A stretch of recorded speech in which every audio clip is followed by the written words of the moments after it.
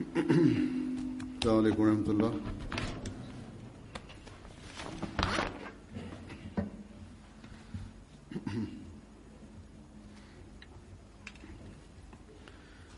أشهد أن لا إله إلا الله وحده لا شريك له وأشهد أن محمدا عبده ورسوله أما بعد فأعوذ بالله من الشيطان الرجيم بسم الله الرحمن الرحيم الحمد لله رب العالمين الرحمن الرحيم مالك يوم الدين إياك نعبد وإياك نستعين اهدنا الصراط المستقيم صراط الذين أنعمت عليهم غير المغضوب عليهم ولا الضالين ومن أحسن قولا ممن دعا إلى الله وعمل صالحا وقال إنني من المسلمين. इस आयत का तर्जुमा यह है कि और बात के Surah Al-Fatiha, Hazrat Khalifatul Masih the fifth, Ayyadahullah Ta'ala bin Aziz, recited verse 34 of Surah Hamim Sajda and then stated, the translation of this verse is as follows: and who is better in speech than he who invites men to Allah and does good works and says, I am surely of those who submit.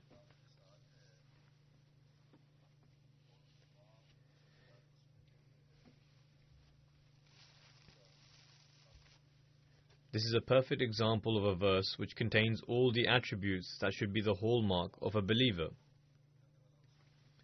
Who can put these words into practice more than a true Muslim?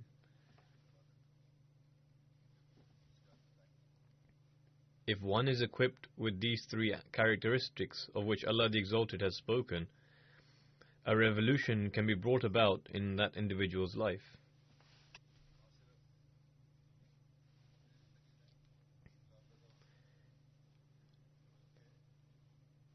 It can not only bring about a revolution in one's own life, but such a person can also bring about a revolution amongst others.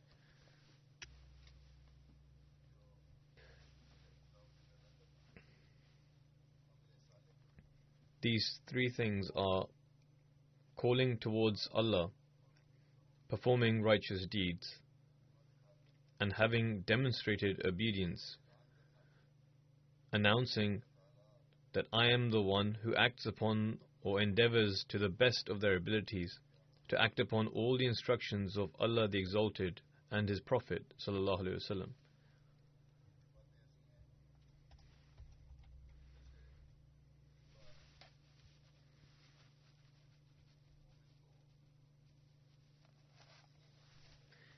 These things are such that the first of them leads a believer to acquire religious knowledge and to teach it to the world.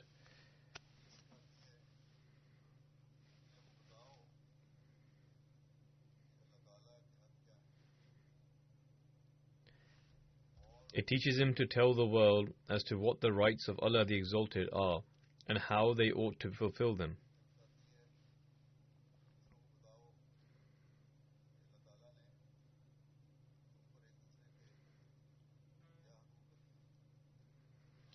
It informs him to convey others as to what mutual rights among the people have been established by Allah the Exalted and how they ought to fulfill them.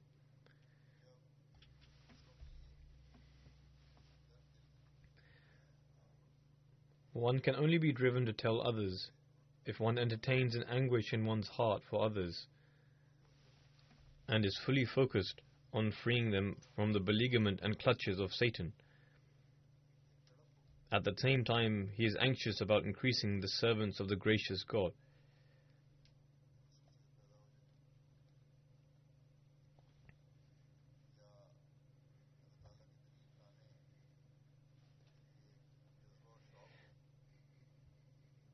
One who inculcates this characteristic, or has a passion and desire for bringing people closer to Allah the Exalted, especially given the current times in which the ploys of Satan and various means of entertainment have reached their peak,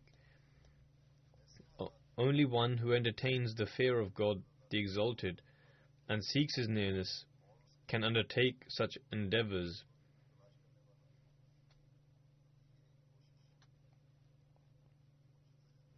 And strive under such circumstances.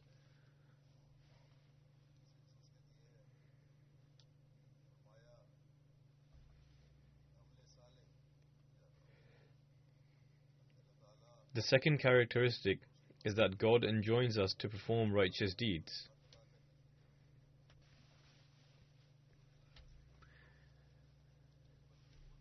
In other words, pay attention to fulfilling the rights of Allah the Exalted.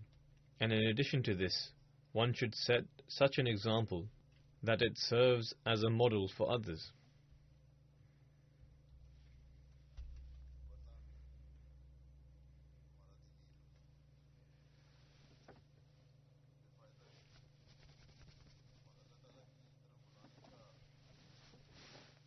Otherwise, your religious knowledge would be futile, and if you do not personally act upon these things, your calling towards Allah the Exalted will also be void of the blessings of Allah the Exalted and will lack good results.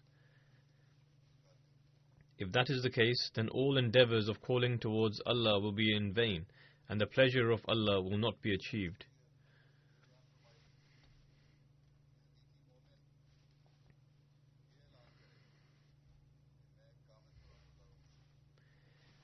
Then, the third characteristic which has been expounded is that a true believer should proclaim that I am one of those who submits fully. That is, I fully believe in the commandments of Allah the Exalted and His Prophet ﷺ. Not only do I believe in them, but I also inculcate them into my life, and I give precedence to my faith over the world and will continue to do so. Obedience also includes the obedience to the system of the Jamaat as well as to the Khalifa of the time. To say that I am preaching in abundance or that I am very knowledgeable and therefore I have no need to follow the system is not a practice that is liked by Allah the Exalted. It was the wish of God Almighty to establish a community in this day and age, and as a matter of fact, He did so. Thus, it is necessary to be attached to it.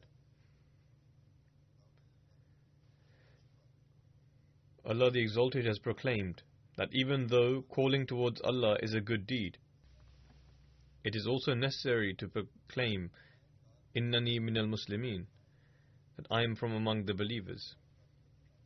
In other words, I proclaim to be obedient whilst observing and maintaining the highest standards of obedience. Similarly, the standards of good deeds and righteousness can also be achieved when the standards of obedience will be raised.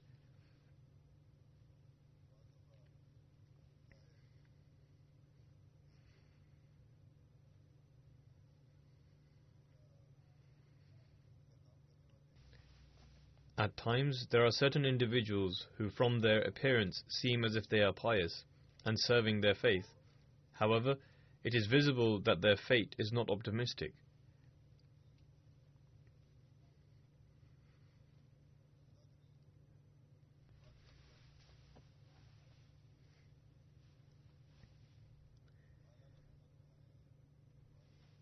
Thus, Allah the Exalted says that a believer, as well as someone who utters most excellent words, will only achieve the higher standards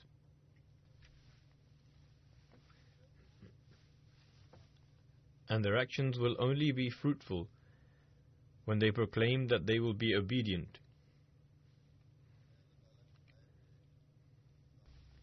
Or that they will show complete obedience to the system formed by Allah the Exalted.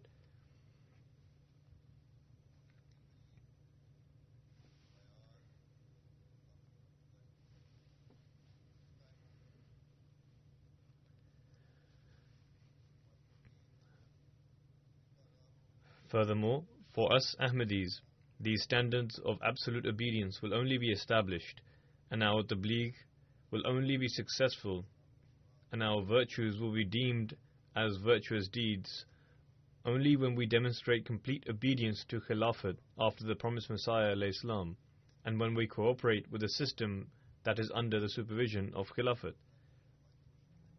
Our individual as well as collective efforts will only be blessed when every member of the Jamaat,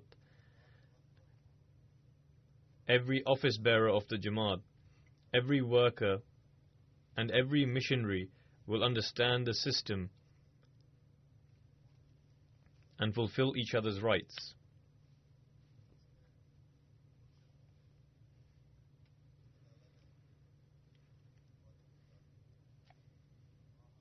There is no doubt in the fact that Allah the Exalted has sent the promised Messiah alayhi salam according to his promise and in accordance to the prophecy of the Holy Prophet sallallahu alaihi wasallam.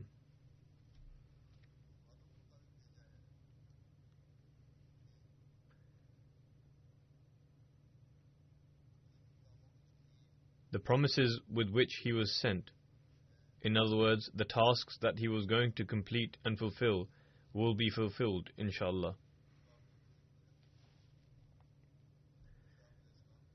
Some were fulfilled during his lifetime, whereas some were going to be fulfilled following his demise, and they are in fact being fulfilled.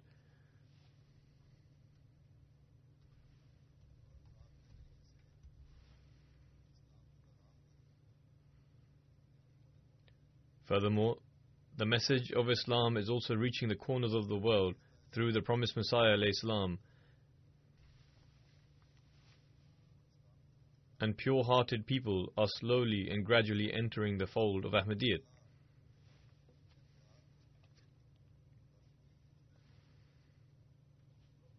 Allah the Exalted fulfills the purpose and objective with which He sends His messengers. Allah the Exalted states in the Holy Quran, كَتَبَ اللَّهُ لَأَغْلِبَنَّ أَنَا وَرُسُلِي, which means, Allah has decreed, most surely I will prevail, I and my messengers.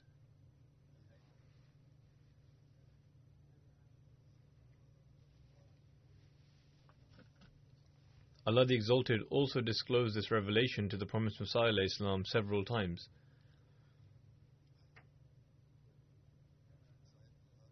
The promised Messiah alayhi salam was also informed by way of revelation.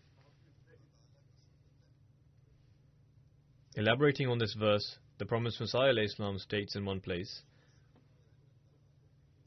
"This is the established practice of God, that since the day He created humans on earth, He has continued to manifest His tradition in that He helps and supports His prophets and messengers and grants them victory, as He states, كَتَبَ اللَّهُ لَأَغْلِبَنَّ أَنَا وَرُسُلِي."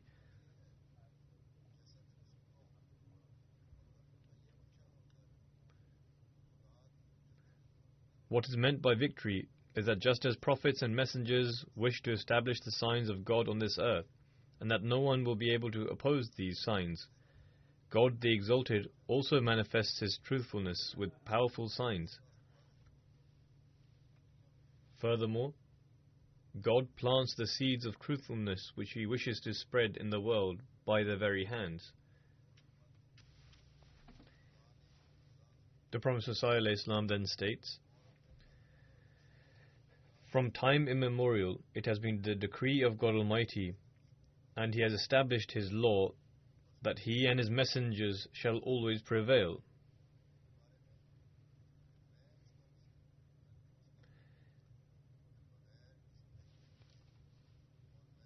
I am the follower of the Holy Prophet ﷺ, but without bringing any new law or name. Rather, I have come in the name of that very noble Prophet, the seal of the Prophets, being completely absorbed in him and as his second manifestation. That is why I say that since the beginning, i.e. from Adam to the Holy Prophet ﷺ, this verse always proves to be true, and in the same way it will prove to be true in my favor in this day and age.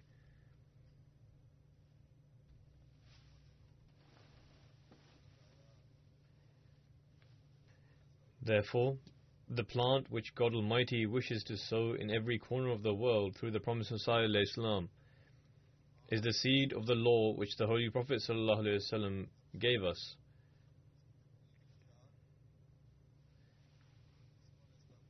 And its propagation was decreed to be completed in the time of the Promised Messiah ﷺ.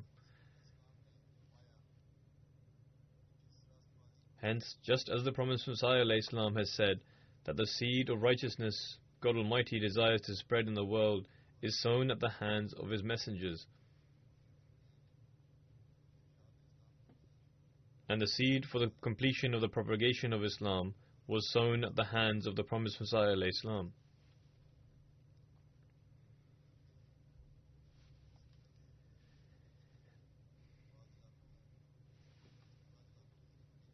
In fact, one can see that this seed has flourished in certain parts of the world. Furthermore, the flowers of this seed planted by the Promised Messiah ﷺ are spreading all over the globe through the system of Khilafat.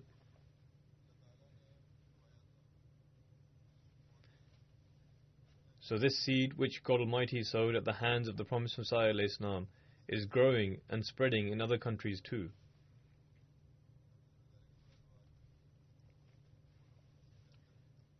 As agriculturists will know how a plant nursery is arranged, it is a custom here too to have plant nurseries, and these plants are then taken to their appointed place. Similarly, the nursery of the Promised Messiah ﷺ are the explanations of the meanings and the wonders of the Holy Quran, and the manner in which he clearly explained to us the message of Islam in light of the Holy Quran.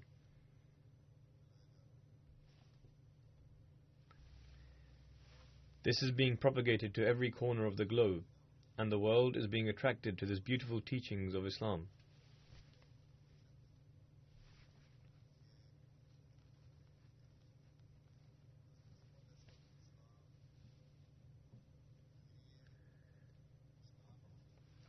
Hence, there is no doubt that the beautiful message of Islam is to spread by the means of the Promised Messiah ﷺ, and indeed is doing so.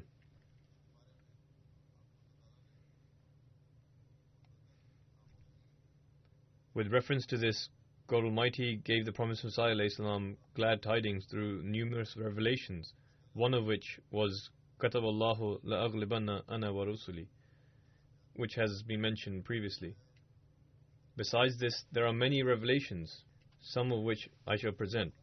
God Almighty revealed, يَنْصُرُكُمُ اللَّهُ فِي دِينِهِ, i.e. God will aid you in your service to His religion. In other words, the work which you are propagating is the religion of Allah, i.e. Islam. Then there is the revelation, يَنْصُرُكَ اللَّهُ مِنْ إِنْدِهِ, i.e. God will grant you help from Himself. Then there is a revelation which is widely known. But before this I will mention another one. The revelation is, I will grant you eminence around the world.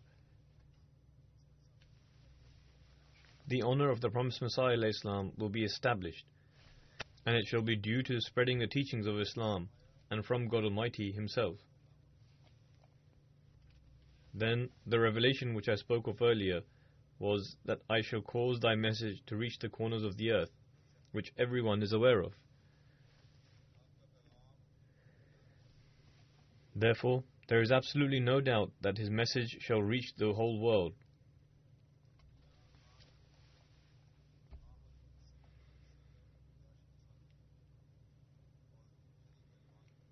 And the world will come to know of him as the true champion and ardent devotee of the Holy Prophet ﷺ, and the world is doing so. We now see that through MTA, God Almighty is Himself conveying this message to the whole world.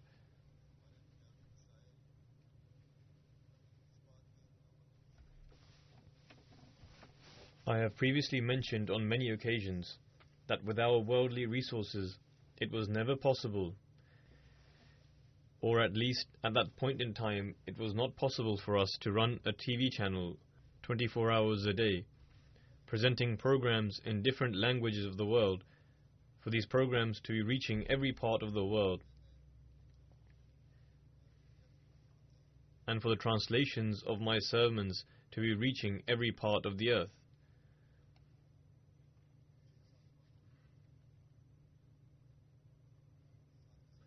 Six or seven translations are running in parallel with my live sermons.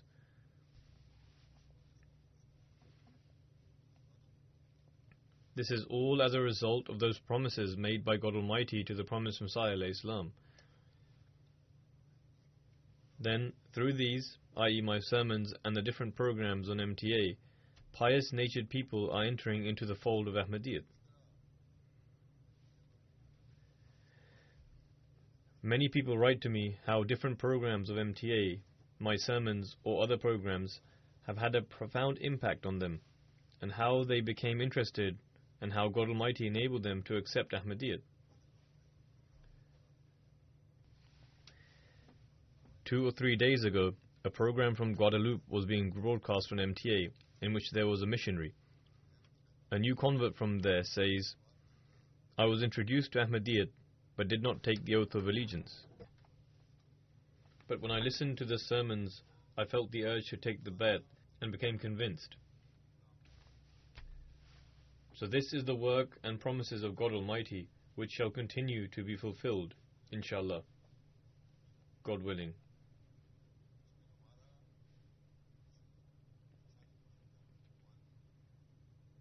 This is not down to any of our efforts.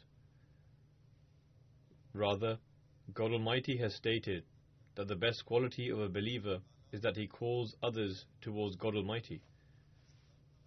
Hence, God Almighty desires for us to partake in this work, which He is actually doing so Himself, and has already decided to do. Thus, He wishes for us to partake of the blessings. Therefore, each and every Ahmadi must give importance to this, that we should be part of the task which Allah the Almighty has taken upon Himself.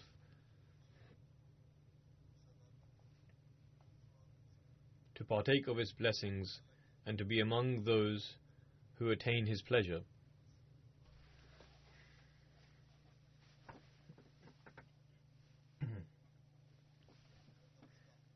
Therefore, all of you who live here in Spain should take time out and dedicate at least 2 days of the month to Tabligh. Find different ways of spreading the message to the people here according to their temperament. There is a Spanish Ahmadi convert who came to meet me a few days ago, last week, or rather it was this week. He mentioned that the Jamaat is not conveying the message of Islam in this country the way it should be. In fact, he believes that even the missionaries, except 1 or 2, despite understanding the nature of the people here, are not propagating the message adequately, or they do not know how to do so. He said that although Spain is part of Europe, but the attitude of the Spanish people is somewhat different to the rest of Europe. As a result of the state of affairs nowadays, the people here are afraid of Islam and Muslims. There is an effect of Europe on us. But on the other hand, seeing as the Muslims remained in certain regions of Spain for a long period of time, we have a deep-rooted attachment for Muslims, which needs to be rekindled. In particular, certain areas of Andalusia.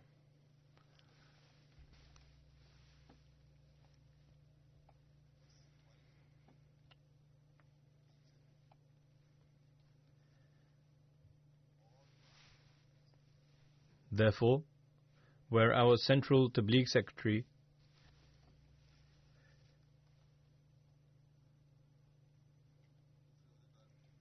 The Tabligh secretaries of each Jamaat and other office bearers should be devising plans according to the circumstances. At the same time, it is also the duty of every Ahmadi to give time to this, whether they are part of Khuddam, Lajna or Ansar.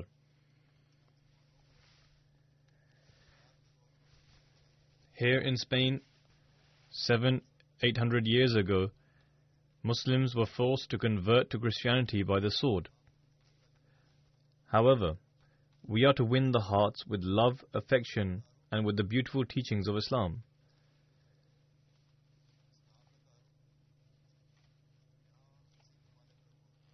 Awareness of the Jamaat and Islam is increasing on a wider scale. TV channels and newspapers are giving coverage about the Jamaat, and this is one way in which we are conveying the message. The editor of a newspaper in Cordoba, or even the owner himself, came to meet me. He showed me his newspaper and how he is writing about the community, and he has devoted a whole page to the Jamaat.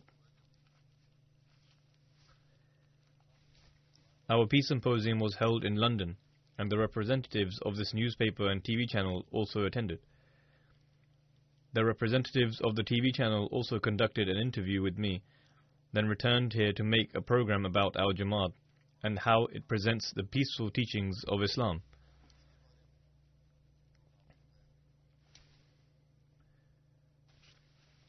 In that program, they also aired a portion of my interview.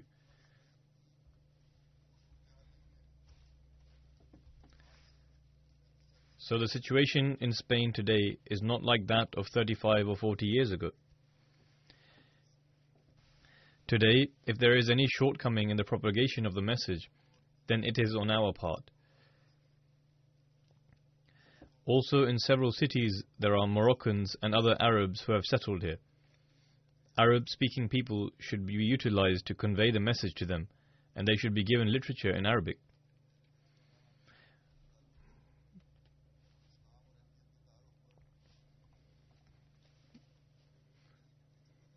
When it comes to distributing Spanish literature based on introducing Islam and Ahmadiyyat, for the last few years, I have been sending Shahid graduates from Jamia UK and Germany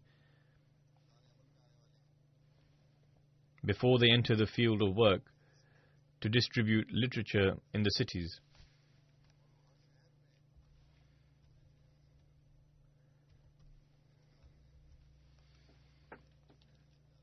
In my opinion, approximately 3 million pieces of literature have been distributed.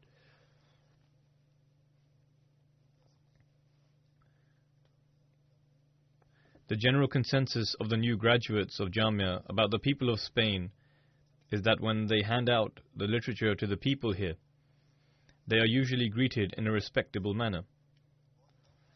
Furthermore, there are more who read the literature and fewer who throw it away. It has been noticed that by and large the people read it and put it in their pockets.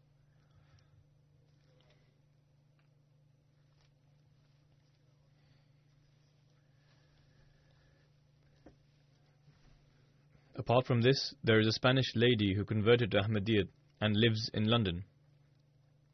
She is the wife of the new Ahmadi secretary there. Her family is here in Spain, i.e. her parents. She visits different schools, universities and colleges here and conveys the message.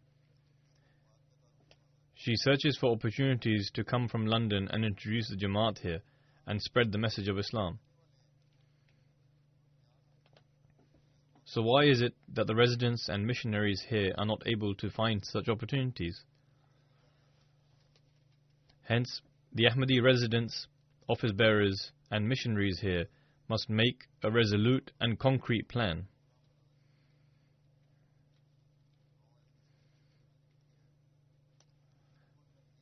I said the same thing to the newly converted Spanish gentleman whom I have already mentioned, that he should send me in writing whatever he feels is the best way to do tabligh. When he sends me his suggestions, I shall send it here too, and if you are able to understand and implement it, then you should act accordingly.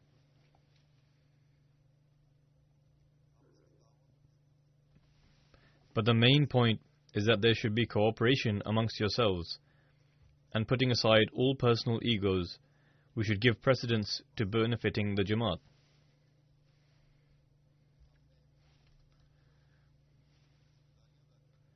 We need to understand that by becoming Ahmadis, we must fulfill our obligations with a special passion and desire.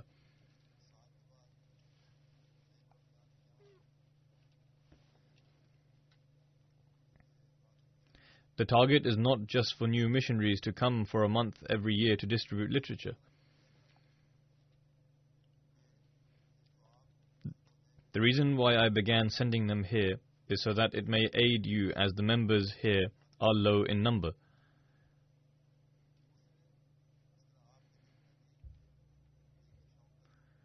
The second reason was so that a passion and desire to do tabligh may be born in your hearts, or at the very least for the obstacle of not knowing the language properly to be removed, and for everyone to take part in conveying the message. The new graduates who come here do not know the language, but they still go all around and fulfill their duty.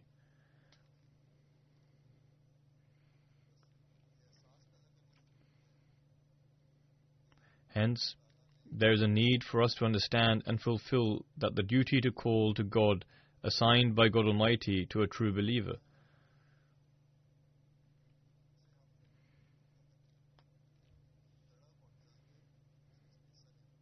We must participate in this with great eagerness and enthusiasm, and the duty is first and foremost for the missionaries. First of all, you must find different methods in doing tabligh, inform the members of the community, and to move forward with them.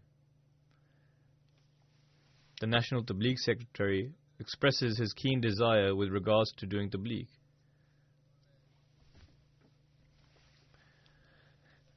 He did not say to me openly, but it seems that there is always an issue with the budget and with the cooperation of the members of the community. Hence, it is also the duty of the Amir Jamaat, i.e. National President, that if there is an issue with the budget, then it should be resolved. He should write to me, because the Markaz have covered expenses in the past as well. It is also the responsibility of the Secretary Tabligh, missionaries and members of the Jamaat to fully cooperate with the Amir Jamaat. This is the way by which we can establish the lost grandeur of Islam once again. This was the objective of the promised Messiah's advent. The promised Messiah Islam has outlined the current times and the condition of Islam. He has shared his heartfelt pain and informed everyone that now God Almighty desires to establish the splendor and glory of Islam once again. The eminence of Islam is made evident to the world once more, and God Almighty wishes to destroy the plans of the enemies of Islam, and this will happen soon. And it is for this reason that God Almighty has sent the promised Messiah Islam, in order to establish the community, and is showing everyone the magnificence of this community. In one place, the promised Messiah Islam says, "How blessed is this era! God Almighty, out of His sheer grace, has desired to provide support for Islam during such turbulent times,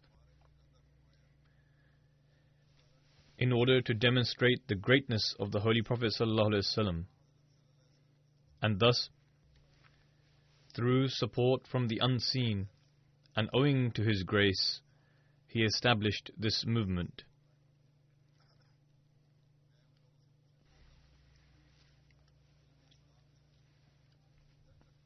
I would ask those who have a soft corner for Islam and have some respect and regard for it in their hearts to tell me when Islam has experienced such abuse and the Holy Prophet ﷺ and the Holy Quran have been insulted to this extent.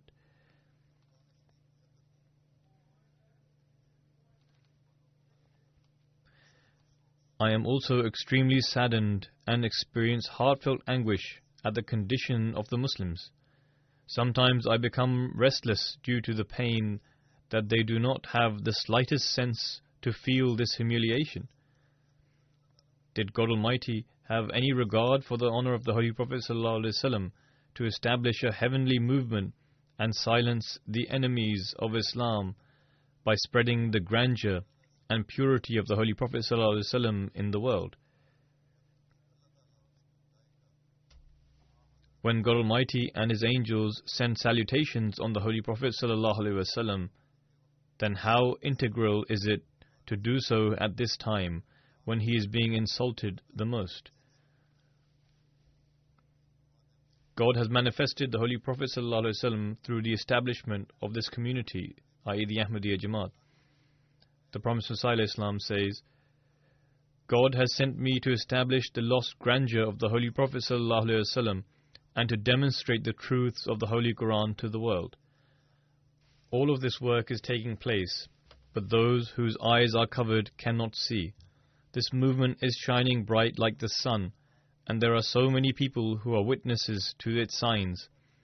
If they are all gathered in one place, their numbers will be more than that of any army of the worldly kings.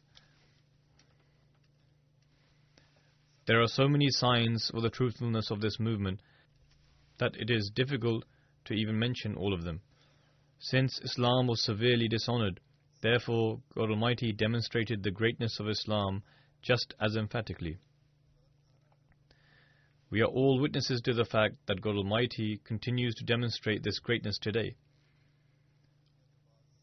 A lot of attention of the media and other people has been directed towards this, and this is being expressed openly in some countries worldwide. Therefore, this is a testimony to the words of the Promised Messiah alayhi salam. And despite our weaknesses, one should take part in this, as it is God Almighty Himself who is doing this work. So take part in this work and fully immerse yourself in it.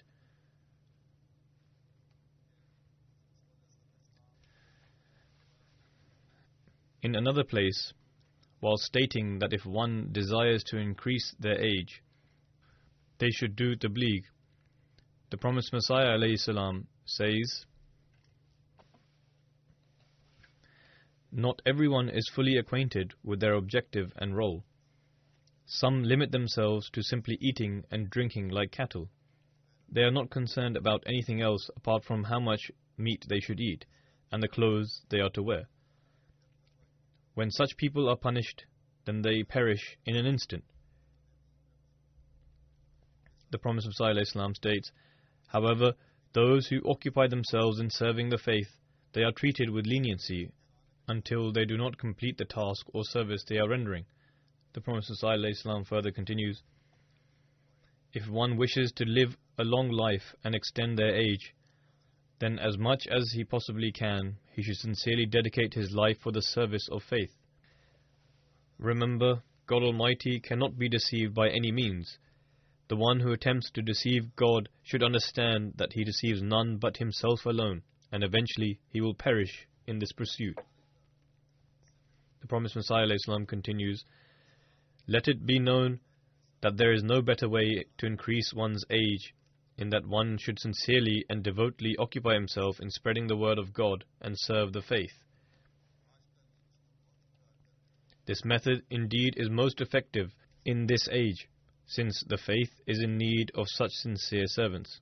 However, if one fails to do this, then no one can be responsible for one's age, and it will continue to just pass by.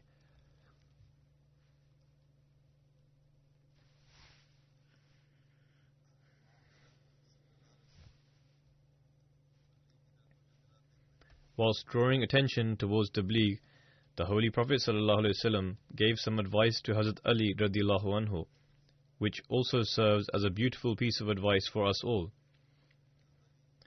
On one occasion, the Holy Prophet ﷺ said to Hazrat Ali radiallahu anhu,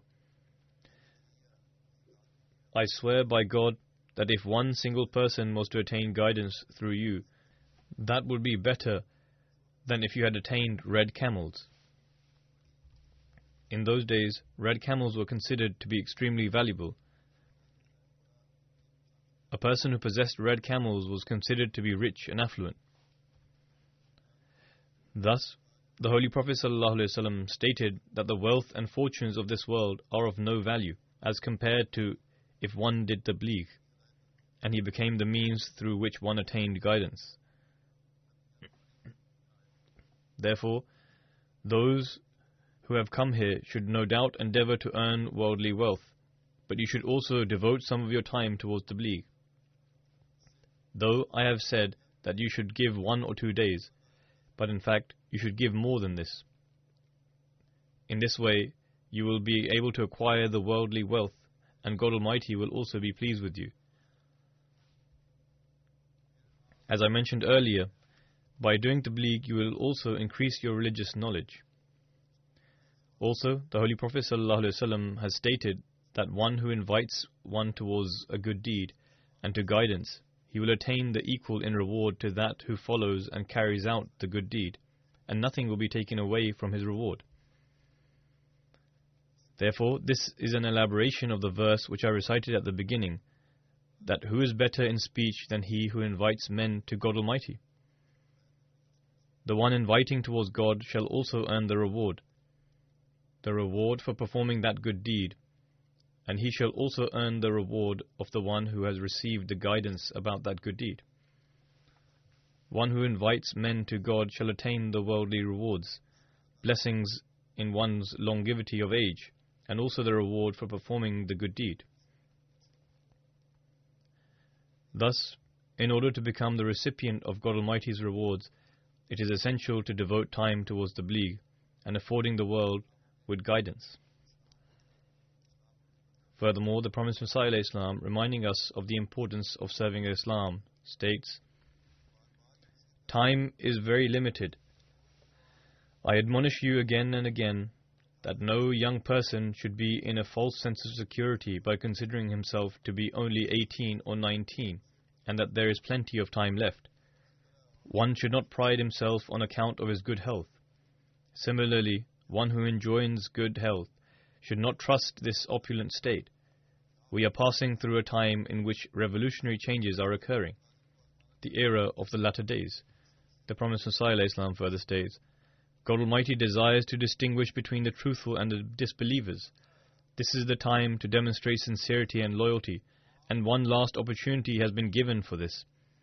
This time shall not come again. This is the time where all the prophecies of the earlier prophets reach their finale.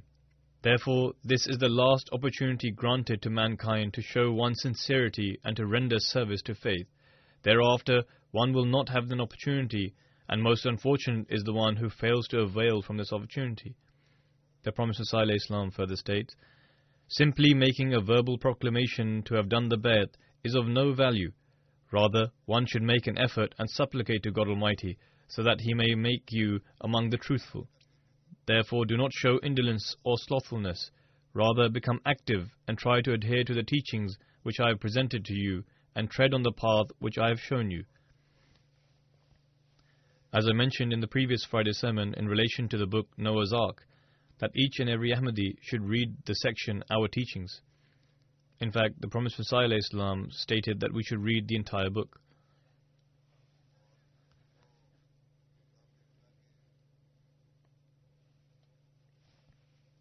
The instructions contained in the section of our book, Our Teachings, will serve as a guide in the opportunities that we will have when inviting people towards God and performing good deeds.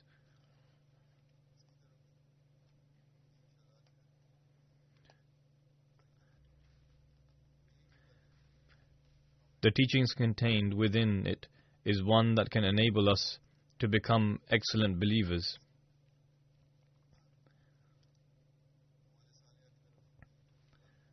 Directing our attention towards righteous deeds, the promised Messiah Islam further states, "We observe that even though people proclaim the Islamic creed of there is none worthy of worship except Allah, and they also testify to the truthfulness of the Holy Prophet ﷺ, observe the prayers and keep the fasts, however, they are completely devoid of spirituality.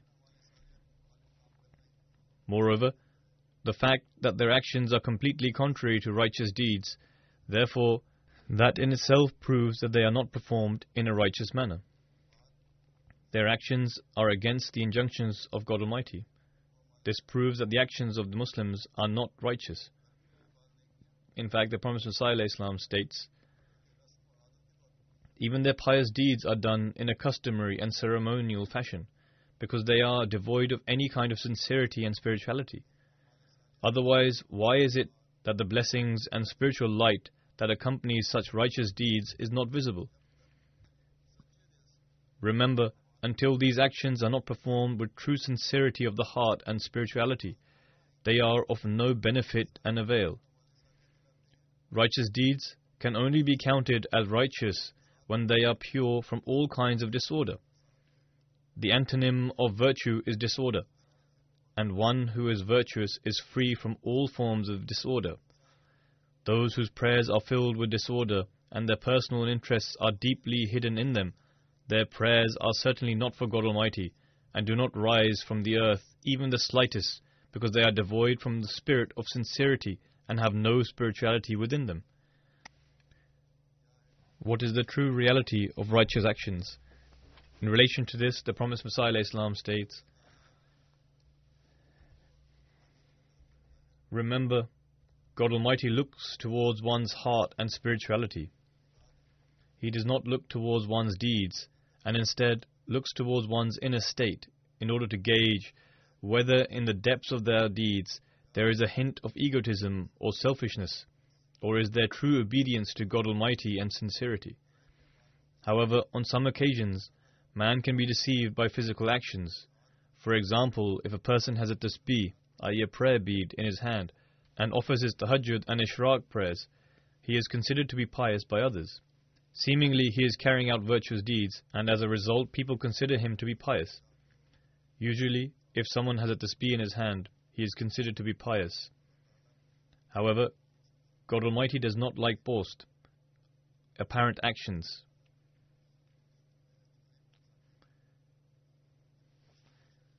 This is considered to be boast and a shell, which is not liked by God Almighty, nor is He pleased by it until one displays loyalty and truthfulness.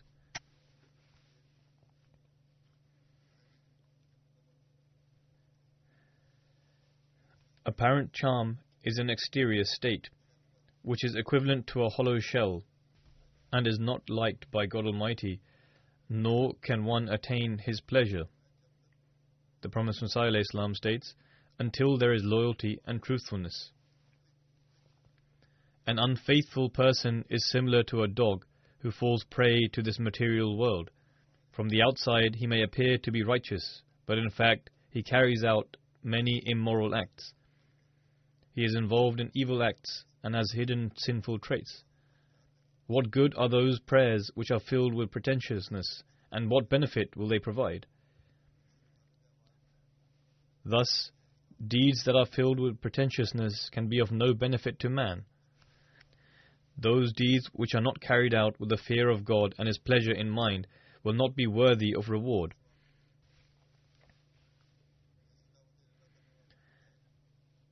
Even the outcome of those who call others towards the path of God and have similar actions is not fruitful, irrespective of how much effort they exert.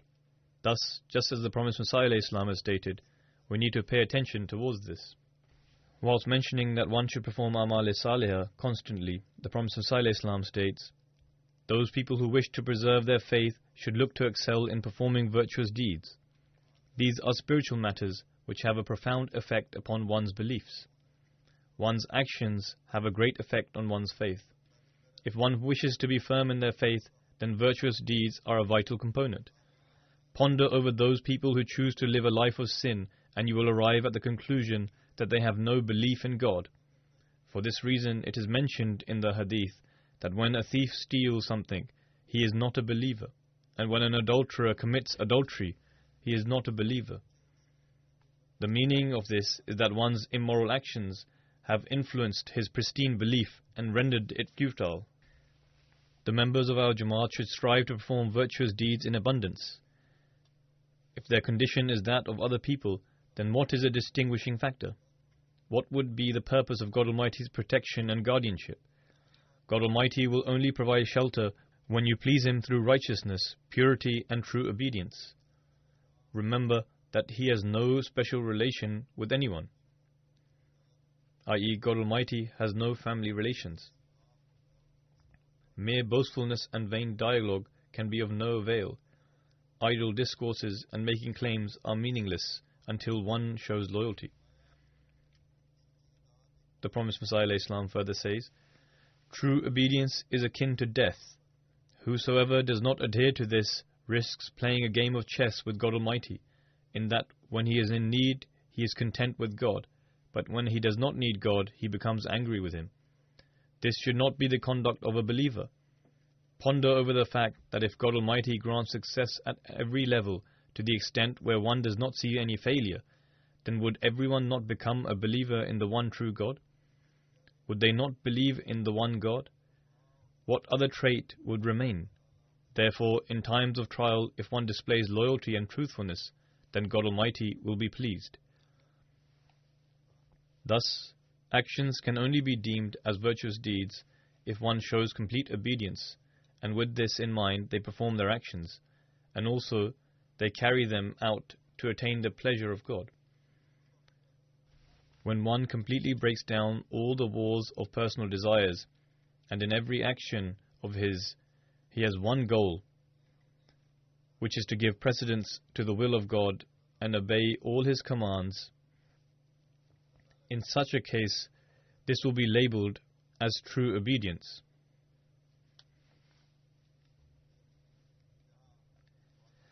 It should not be the case that when there is a personal gain one shows obedience, but then when it is something adverse to one's own desires one makes complaints. Always remember that making unnecessary complaints to the administration of the Jamaat inadvertently leads one away from the Jamaat. Then it also leads one away from faith, Khilafat, and even God Almighty. We have seen the fate of such people in the past. The promised Messiah ﷺ says, "The weapons that will lead us to victory are istighfar, tawbah, increasing in religious knowledge, understanding the grandeur of God Almighty, and offering the 5 daily prayers." Worship is the key to the acceptance of prayer. When you offer worship, ensure that you pray and do not show negligence in this matter. Abstain wholly from every vice, regardless of the fact that it is connected with fulfilling the rights of God or fulfilling the rights of His creation. May Allah the Almighty enable us to propagate the message of the promised Messiah ﷺ and make us a part of His victory. May He enable us to disseminate His message and make us a part of His dominance. Whilst offering tawbah and istighfar and also praying, may we fulfill our responsibility of spreading the message. May we fulfill the due rights of God Almighty and His creation. It is the fulfillment of these rights that enables one to carry out virtuous deeds. May we keep the pleasure of God in mind in all of our actions and become completely obedient to God Almighty. When we keep these matters in mind, then, God willing, we will be able to see the victory of Islam in accordance with the promises of God Almighty. May Allah enable us to do so.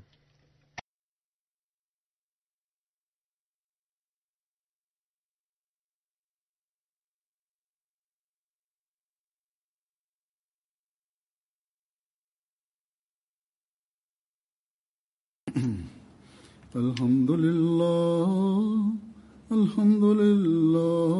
nahmaduhu wa nasta'inuhu wa nastaghfiruhu wa nu'minu bihi wa natawakkalu alayhi wa na'udhu billahi min shururi anfusina wa min sayyiati a'malina.